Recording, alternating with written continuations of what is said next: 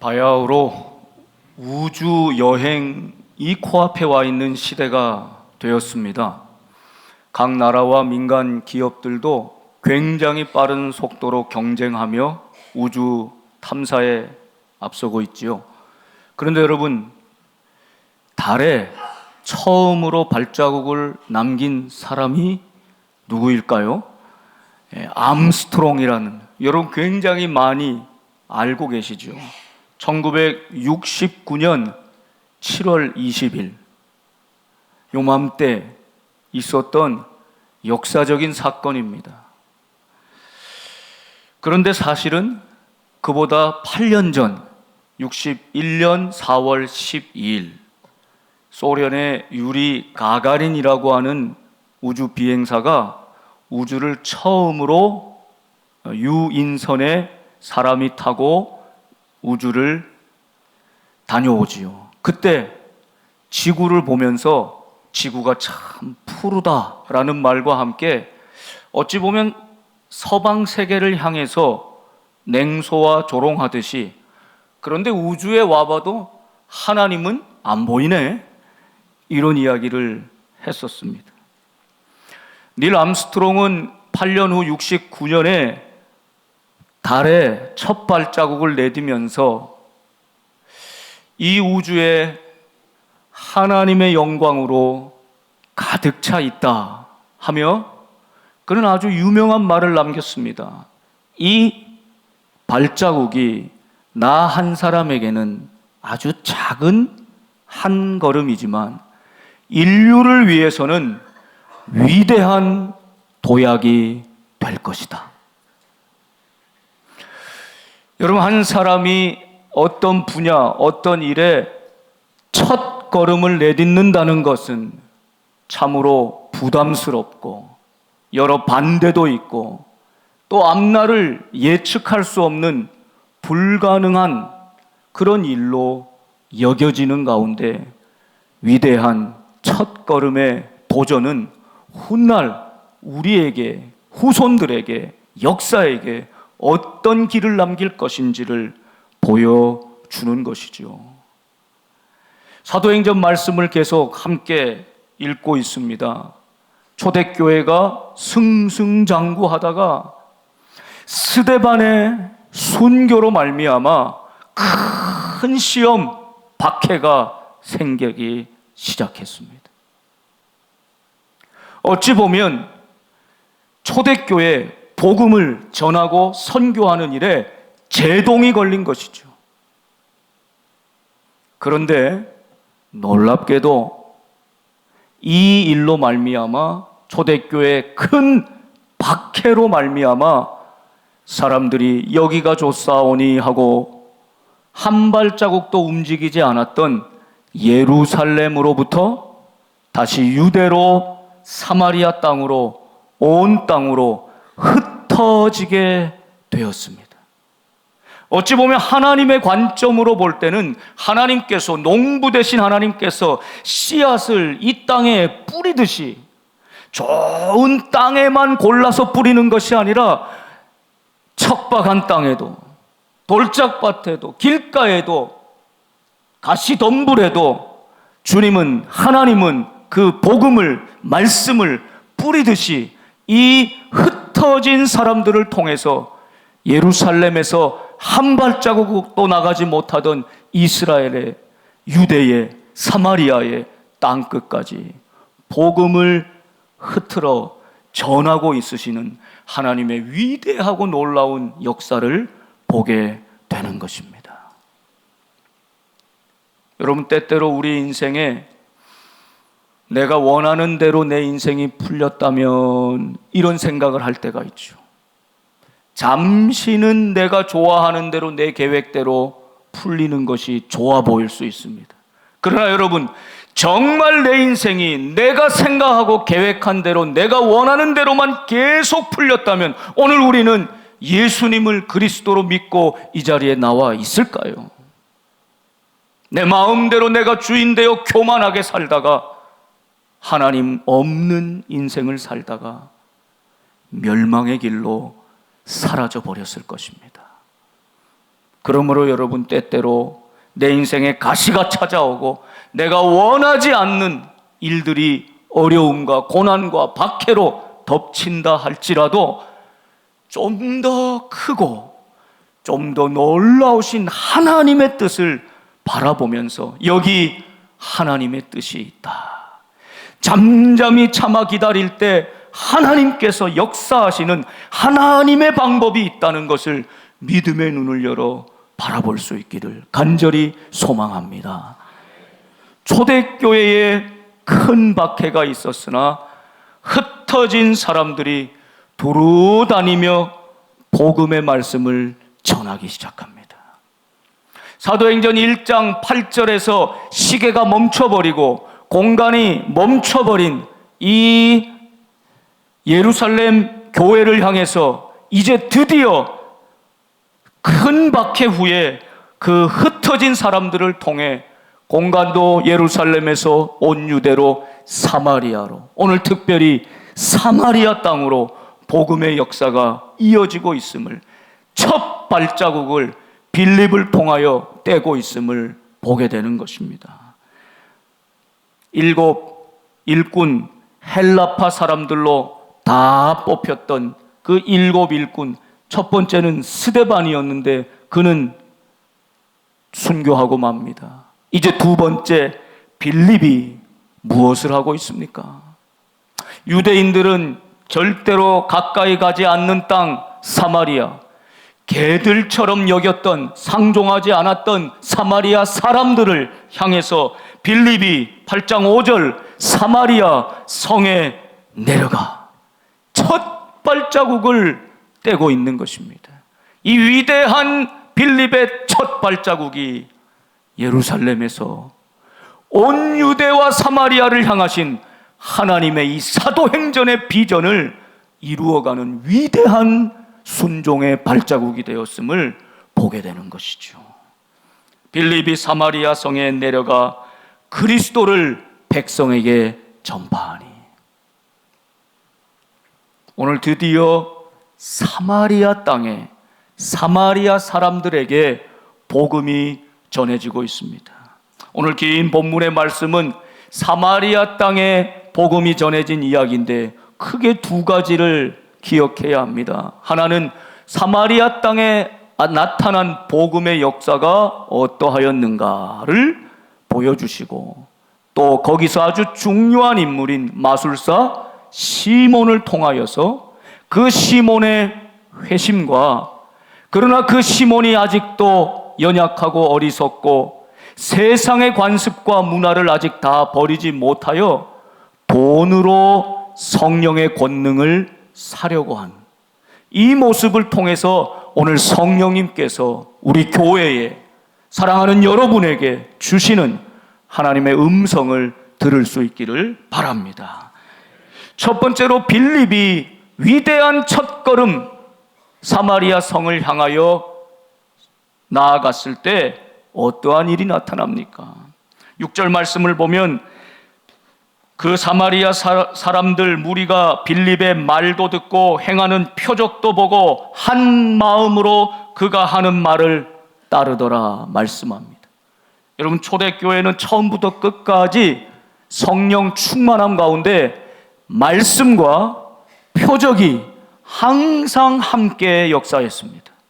말씀과 표적이 함께 역사했습니다. 여러분, 말씀만 있고 표적이 없을 때는 좀 딱딱하지요. 건조하지요. 눈에 보이는 표적이 있을 때 이 말씀이 더 확증되는 것 아니겠습니까? 반대로 표적만 있고 말씀이 없다면 어떻게 되겠습니까? 다 표적은 따라가지만 깊이 내면으로 나의 생각과 나의 마음과 나의 가치관과 나의 세계관이 하나님의 말씀 안에서 정리되지 못할 것입니다. 초대교회가 놀라운 것은 이 말씀과 표적이 항상 함께 일어났다는 것이죠. 저는 우리 복된 교회가 언제나 하나님의 말씀이 선포되고 이 말씀이 주도하며 하나님의 놀라운 표적들, 병고침을 받고 귀신이 쫓아나가고 우리의 삶이 영원한 생명으로 변화되는 이 표적이 말씀과 함께 나타나는 교회가 되기를 간절히 소망합니다. 빌립의 복음의 말씀에 힘이 있었습니다. 그러나 거기엔 표적도 나타났습니다. 그랬더니요, 사마리아의 사람들이 기다렸다는 듯이 이 복음의 말씀을 받아들입니다. 한 마음으로 그 말씀을 받고 따랐습니다. 그랬더니 어떤 역사가 일어납니까? 표적이 뒤따르지요. 더러운 귀신이 소리를 지르 나가고 많은 중풍병자와 못 걷는 사람들이 나으니 치유와 회복의 구원의 표적이 나타나게 된 것입니다. 그랬더니 8절, 그 성에 큰 기쁨이 있더라. 할렐루야. 여러분, 우리가 교회가 교회다운 사명, 말씀과 함께 표적의 역사가 나타날 때에 우리가 있는 이 지역, 이 땅, 이 나라에 큰 하나님의 기쁨이 넘치게 될 줄 믿습니다. 이것이 우리 교회를 이곳에 세워주신 하나님의 뜻입니다. 희년을 바라보며 이곳에 두신 하나님의 뜻입니다. 우리 복된 교회의 말씀과 표적이 성령 충만함으로 나타남으로 온 성에, 온 도시에, 온 나라에 큰 기쁨이 있게 하는 것, 이것이 희년의 정신 아니겠습니까? 더 놀라운 사실은 사마리아 땅에 아주 유명한 점쟁이 마술사가 있었어요. 그 사람의 이름이 시몬입니다. 이 시몬이 얼마나 대단한 사람이냐면 그가 마술을 행하면 역사가 나타납니다. 사마리아 사람들은 다 알고 있습니다. 깜짝 놀랐습니다. 그의 이름은 자칭 큰 자라 하였고 낮은 사람부터 높은 사람까지 모든 사마리아 사람들이 그래서 그의 마술을 보며 표적을 보며 다 따랐다는 것입니다. 그리고 이 사람은 크다 하나님의 능력이라 했습니다. 그러니까 진짜 하나님이 계시지 않고 복음의 역사가 있기 전에 하나님과 같은 자리를 차지하고 있던 사람이 이 마술사 시몬이었다는 뜻이죠. 여러분, 여기서 마술사라고 번역됐지만 이게 원래는 마고스라고 하는 뜻은 우리가 동방박사를 가리킬 때도 이 표현을 썼습니다. 점성술, 별을 보고 연구하고 또 마술과도 같은 기적을 행함으로 학식도 뛰어나고 뛰어난 이런 이 표적도 나타내는 그런 사람들을 이 마고스라고 불렀던 것이죠. 그 중에 대표적인 사람이 바로 이 시몬이라고 하는 사람이었습니다. 그 사람이 빌립의 말씀을 전심으로 믿고 따르고 회개하고 세례를 받았습니다. 그러니 이 영향이 얼마나 사마리아 땅에 컸겠습니까? 하나님의 역사가 놀랍지 않습니까? 사마리아 땅 유대인들은 가지도 않습니다. 상종하지도 않습니다. 버려진 땅과도 같습니다.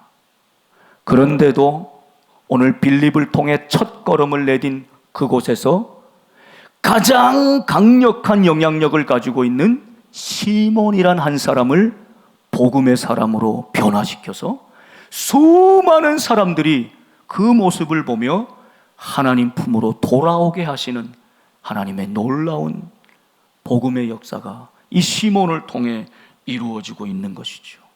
여러분, 여기서 우리가 분별해야 될 것이 있습니다.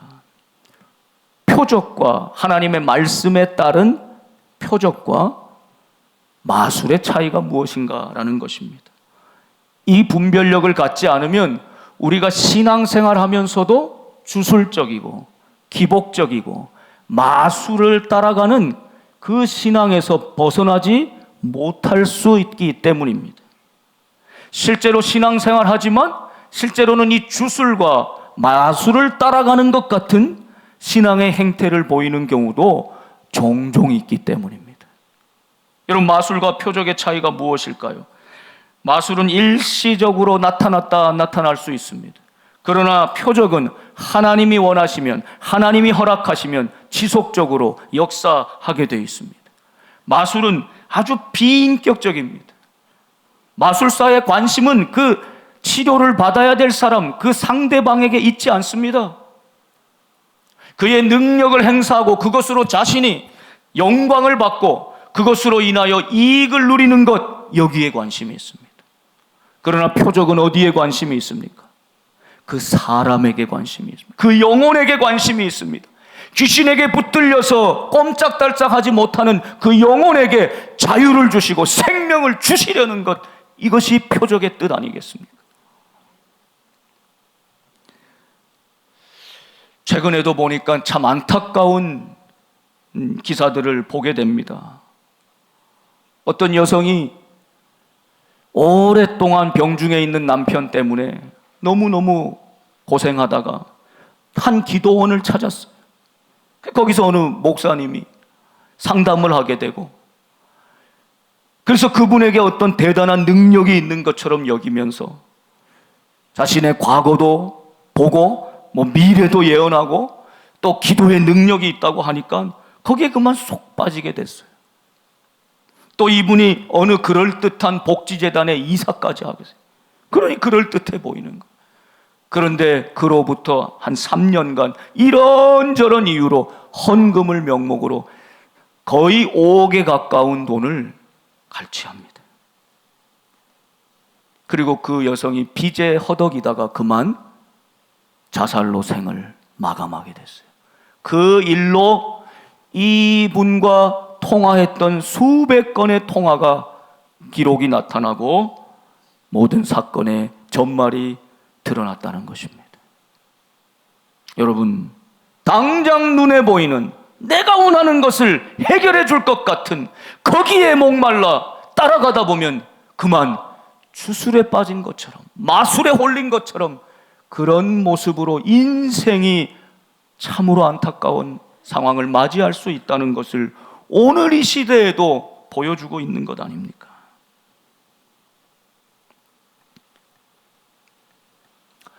이 마술사 시몬이 빌립의 말에 감동을 받습니다. 진짜 능력을 보았습니다. 그도 세례를 받고 전심으로 빌립을 따르게 됩니다. 이 사실만으로 사마리아 땅에 복음 전하는데 아주 좋은 유용한 통로가 되었다는 것입니다. 여러분, 사마리아 땅에도 복음이 전해졌다. 14절 말씀에 예루살렘에 있는 사도들이 사마리아도 하나님의 말씀을 받았다. 사마리아도 하나님의 말씀을 받았다. 이 소식을 전해 듣습니다. 여러분, 사마리아 땅은 역사를 간단히 생각해 볼 때 이스라엘이 우리나라처럼 남북이 나눠져서 오래 세월을 보내죠. 남유다의 수도는 예루살렘입니다. 북이스라엘의 수도가 사마리아였습니다. 그러니까 남북으로 나눠져 있어서 별로 평소에도 감정이 좋지 않지요. 그런데 결정적인 사건은 주전 722년에 아수르 제국이 북이스라엘을 침략합니다. 그러니 사마리아 땅에 그 아수르 사람들이 와서 살고 유화 정책으로 결혼을 하게 되고 자녀를 낳고, 혈통을 중요하는 유대인들은 그토록 싫어하는 이방인과 결혼하고 자녀를 낳으며 섞여 사는 그런 땅이 바로 사마리아 땅이 되었습니다. 그래서 사마리아는 여러분, 갈릴리에서 유대로 가려면, 유대에서 갈릴리로 가려면 반드시 사마리아를 통과해야 하는데 유대인들은 사마리아 땅을 밟지 않습니다. 요단을 건너 동편을 쭉 따라서 다시 갈릴리로 넘어가는, 사마리아 땅은 밟지도 않고 사마리아 사람은 접촉하지도 않으려는 것이 바로 유대인들이었습니다.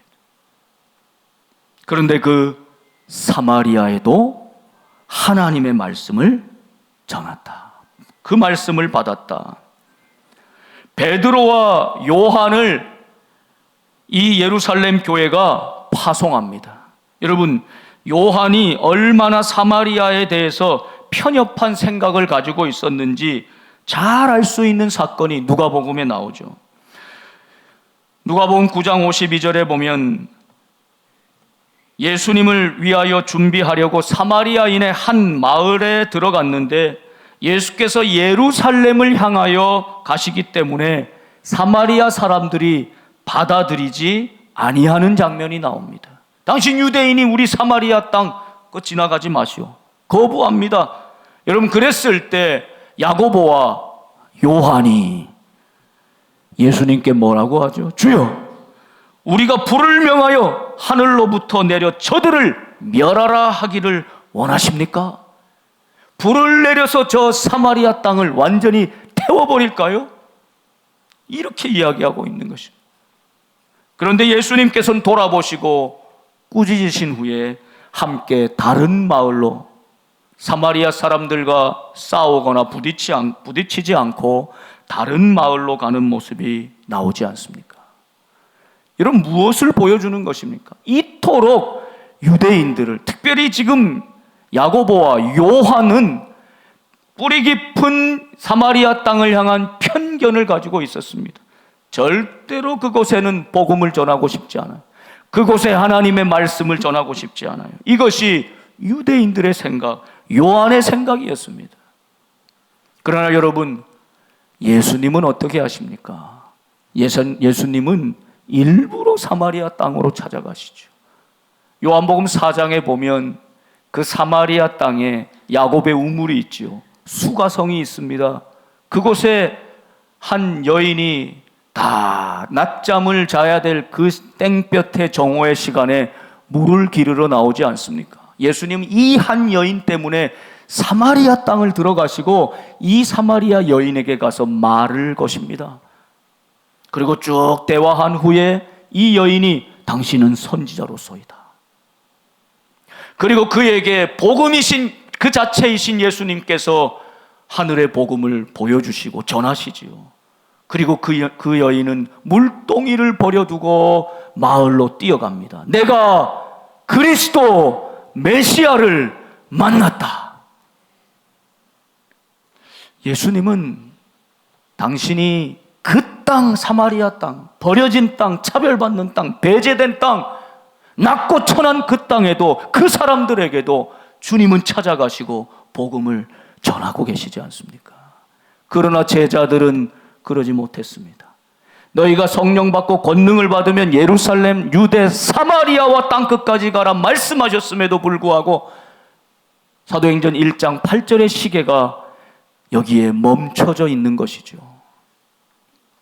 빌립이 첫 걸음을 사마리아를 향하여 내디뎠습니다. 사마리아 그 땅은 기다렸다는 듯이 복음을 받습니다. 사마리아도 하나님의 말씀을 받았다. 여러분, 여기서 첫 번째 주님의 음성을 깊이 깨달을 수 있기를 바랍니다. 여러분에게 있어 사마리아는 어디입니까? 여러분에게 사마리아는 누구입니까? 여러분이 어떤 이유에든 편견 가운데, 내 신념 가운데, 나의 어떤 전통 가운데 나는 절대로 그 사람은 만날 수 없다, 그곳은 갈 수 없다 생각하고 있는 여러분의 사마리아는 어디입니까? 오늘 이 시대 우리가 성령 충만하여 이 시대의 빌립이 되어서 나의 사마리아를 향하여 한 걸음, 첫 걸음을 내디딜 때 하나님은 그곳에서도 복음의 역사를 일으키고 그 땅도 하나님의 복음을 받아야 될, 그 백성들도 하나님의 말씀을 받아야 될 사람들로 여기며 오늘 우리를 통해서 그곳에도, 그분에게도 복음이 전해지기를 원하시는 것입니다. 여러분의 사마리아를 향해서 오늘 이 시대의 빌립이 되어 첫 걸음을 내딛는 저와 여러분 될 수 있기를 바랍니다. 여러분, 이것이 무슨 거창한 것입니까? 아닙니다. 제가 지난 주간 어느 분 신방 가는 길에 그 구역장님과 동행을 했는데 그런 말씀을 하세요. 조금 멀리 사시는데 그 주일에는 이제 택시를 꼭 타고 오게 된다는 것입니다. 그런데 그 주변에 교회도 아주 많은데 택시를 타고 여기 멀리까지 복된 교회에 오시니 항상 기사님들이 오히려 물어본다는 거예요. 아니, 가까운데 교회도 많은데 왜 꼭 여기로 오십니까? 그때마다 이 구역장님이 그 교회 또 기쁨과 감사함으로 이야기를 하면서 자연스럽게 신앙의 얘기를 하시고, 또 어느 택시를 타시든지 사탕 하나를 다 권하신다는 거예요. 특별히 다른 얘기 없이 그렇게 권하신다는 거예요. 여러분, 이 작은 행동이 여러분의 사마리아를 향해서 첫 걸음을 내딛는 것 아닙니까? 만나는 사람 누구에게든지 예수 그리스도의 복음을 전하는 삶. 오늘 이 시대 빌립이 되어 지금까지 가지 않았던 그 사마리아 땅을 향해 첫 걸음을 내딛는 우리 복된 성도들 되시기를 주님의 이름으로 축원합니다. 그 다음에 나오는 장면은, 여러분, 베드로와 요한이 사마리아 땅에 와보니 저들이 세례는 받았지만 성령을 아직 받지 않았습니다. 안수하여 기도할 때 성령의 충만함을 받습니다. 여러분도 그러지 않습니까? 우리 중에는 많은 분들이 세례는 받았지만 성령의 역사를 알지 못하고 지내는 분도 있습니다. 성령의 은사를 경험하지 못하는 분도 있고 성령의 열매가 맺어지지 않는 분도 있습니다. 세례는 받았지만 아직 성령 충만함을 받지 못한 사마리아 사람을 위하여 베드로와 요한이 안수할 때 성령의 충만한 역사가 있었습니다. 이 사실은 요한도 베드로도 뼛속 깊이 유대인인데 저들의 편견과 고정관념을 완전히 깨트리고 사마리아 땅의 사마리아 사람도 우리와 똑같이 세례를 받고 성령 충만함을 받고 한 성령 안에서 한 세례를 받은 우리의 한 형제 자매다라는 것을 보여주시기 위해서 그렇게 안수할 때 성령 충만한 동일한 역사를 받게 됩니다. 그 장면을 본 시몬이 이게 대단하거든요. 쫙 사도들이 기도하니까, 권능을 가지고 기도하니까 이 사람들이 성령의 충만함을 받아서 변화되는 거예요. 아이, 그 모습을 보니까 이야, 대단하다. 그래서 시몬이요, 18절에 보면 사도들의 안수로 성령 받는 것을 보고 돈을 드려, 돈을 주고 내게도 그 능력을 좀 주십시오. 나도 기도하고 그러면 권능을 받아서 내가 기도하는 사람들 가운데 성령을 받을 수 있도록 내게도 좀 그 능력을 주십시오 하고 돈을 준 거예요. 여러분, 그 모습 보고 베드로가 뭐라고 합니까? 네가 하나님의 선물을, 하나님의 것을 돈 주고 살 줄로 생각하였으니 내 은과 함께 내가 망할지어다.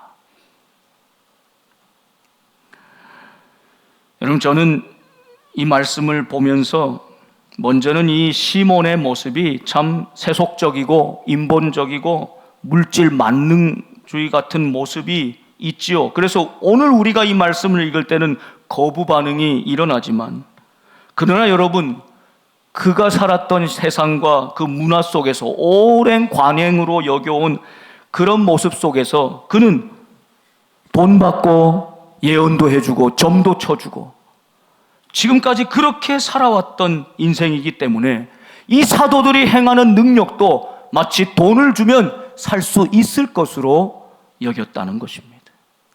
우리가 시몬을 비난하기 전에 먼저 좀 생각해 볼 것이 있습니다.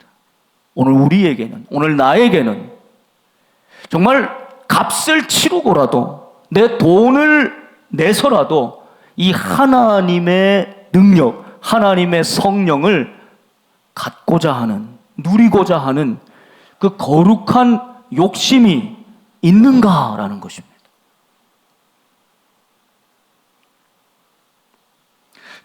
정말 귀한 것으로 여기고 하나님의 것, 하나님이 주시는 선물, 성령을 정말 소중한 것으로, 값진 것으로 여겨서 내 돈이 얼마가 들더라도 내 다른 것보다 건강이 낫고 취업하고 시험 합격하고 그 점치고 부적 쓰고 하는 것보다 내게 가장 귀한 것, 성령을 주시는 것, 이 일에는 내가 수억을 들여서라도 내 돈을 치르고라도 값을 주더라도 내가 그 구원의 은혜는 누리기를 원합니다. 우리 자녀들이 그 성령의 충만함을 잊기를 원합니다. 정말 우리 가운데 그런 마음이 있습니까?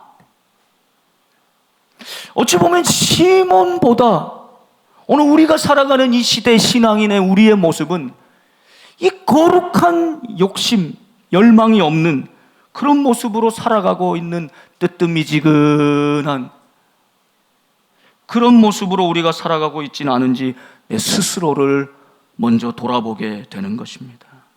그러나 시몬에게 진짜 문제는 무엇이었습니까? 그가 아직 믿음이 말씀 안에 온전하지 못해서, 그의 믿음이 아직 내면화되지 못해서, 그의 아직 지금까지 살아온 방식이나 문화로부터 완전히 구원받지 못해서 그는 돈으로 무엇이든 살 수 있을 것으로 생각했다는 것입니다. 돈만 주면 성령의 능력도 살 수 있을 것으로 여겼다는 것입니다. 이것이 그의 문제였습니다.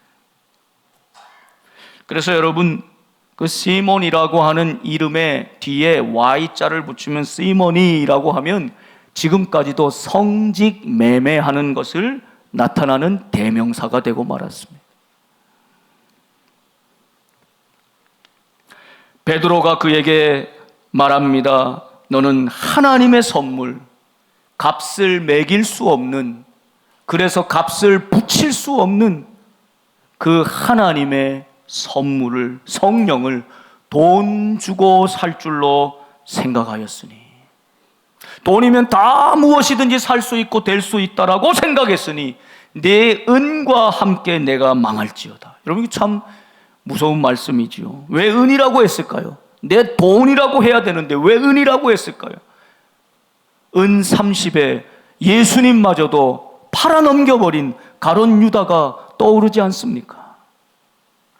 가장 귀한 예수님, 그 예수님을, 생명의 구원자이신 그분을 은 30에 바꿔치기 하고 팔아버린 그 가룟 유다의 모습이, 오늘 지금 시몬의 모습이 똑같은 모습이라는 것입니다. 여러분, 오늘 우리는 어떠합니까? 정말 하나님이 주인 되시고 하나님이 허락하신 물질이 내 발 밑에 있어서, 하나님 아래에 있어서 하나님이 주인 되시고, 그래서 내가 주인이 되고 물질을 쓰고 부리고 관리하는 청지기의 삶을 살고 있습니까? 그러지 않으면 시몬처럼 돈이면 뭐든지 가능하다, 돈이면 하나님의 능력도 살 수 있다고 생각한다면, 돈을 하나님의 자리에 놓고 생각한다면 그는 돈도 잃고 그 사람의 인생도 망할 것이다 말씀하고 있는 것입니다. 어떤 한 청년이 빚을 지고 고민하고 있는데 노 신사가 찾아왔습니다. 그리고 한 가지 제안을 합니다. 여기 내 손에 한쪽에는 독이 든 잔이 있고 한쪽에는 물이 든 잔이 있네. 너의 선택의 기회는 딱 한 번뿐이다. 독이 든 잔 선택하면 그것을 마시면 죽는 것이고, 물이 든 잔을 선택하면 내가 지금 바로 1억 원을 너에게 주겠다 제안한 거예요. 마치 오징어 게임의 한 장면처럼. 여러분, 이 청년이 잠시 고민하다가 한 컵을 선택했습니다. 마셔보아라. 마셨더니 죽었을까요? 살았을까요? 살았어요. 아유, 살았다. 그날로 1억 원이 통장에 딱 들어왔어요. 여러분, 처음에는 야, 내 이 목숨값인데 얼마나 귀해, 잘 써야지 했겠지만, 여러분, 쉽게 번 돈 반드시 흥청망청 쓰게 돼 있습니다. 처음에는 그렇게 생각했지만 점점 유흥과 쾌락을 위해 마음껏 써버렸습니다. 돈이 다 떨어졌어요. 없어질만 하면 노신사가 또 찾아오는 거예요. 2잔을 내놓는 거예요. 선택하라는 거예요. 선택하고 마셨어요. 살았어요. 1억 원이 또 들어오는 거예요. 나도 좀 이러면 좋겠다, 그런 표정으로 지금 보시는데, 여러분, 그렇게 이 상황이 반복 또 반복됐어요. 이 젊은이는 이제 노인이 되었습니다. 노인이 된 이 젊은이 앞에 이 노신사가 마지막으로 찾아왔습니다. 내가 오늘은 당신에게 마지막으로 찾아왔소. 선택하시오.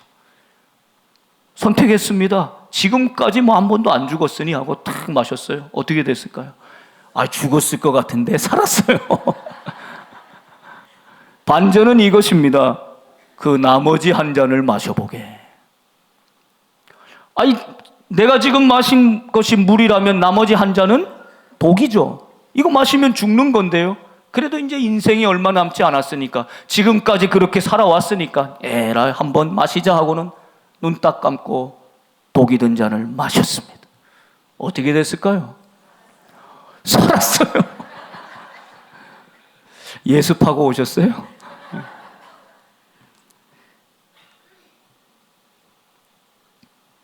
이 사람을 진짜 죽인 독은 무엇일까요?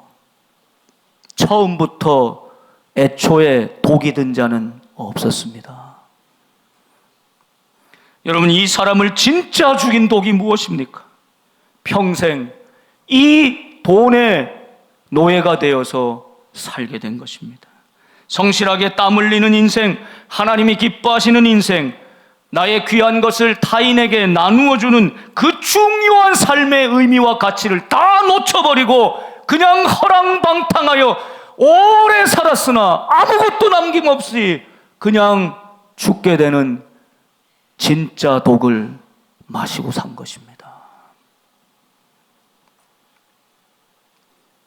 베드로가 시몬에게 말씀합니다. 하나님 앞에서 내 마음이 바르지 못하니 이 복음의 도에는 네가 관계도 없고 분길될 것도 없느니라. 그러므로 너의 이 악함을 회개하고 주께 기도하라. 혹 마음에 품은 것을 사하여 주시리라.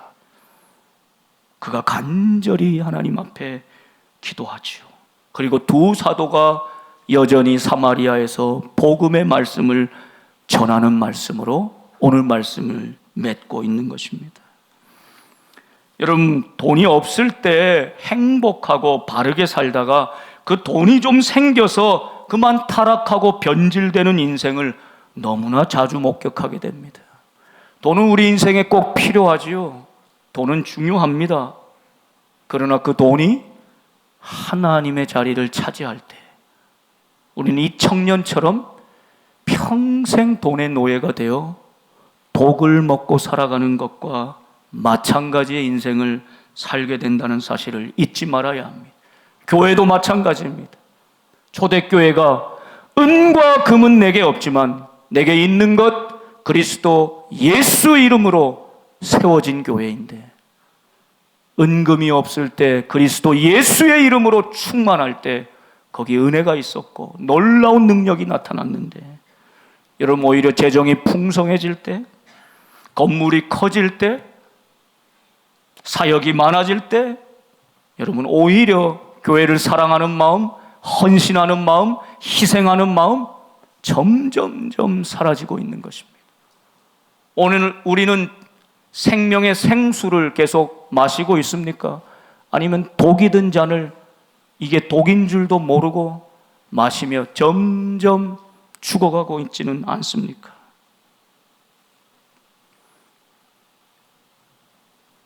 오늘 사마리아 땅에도 복음이 전해지고 그 땅에도 하나님의 말씀을 받았다는 사실을 기억하며 요나에게 니느웨로 가라고 하신 하나님, 오늘 우리에게 나의 사마리아를 향해서 가라고 하시는 그 뜻을 받들어 나의 사마리아를 향해 첫 걸음을 뗄 수 있는 우리 복된 성도들 되시기를 바랍니다.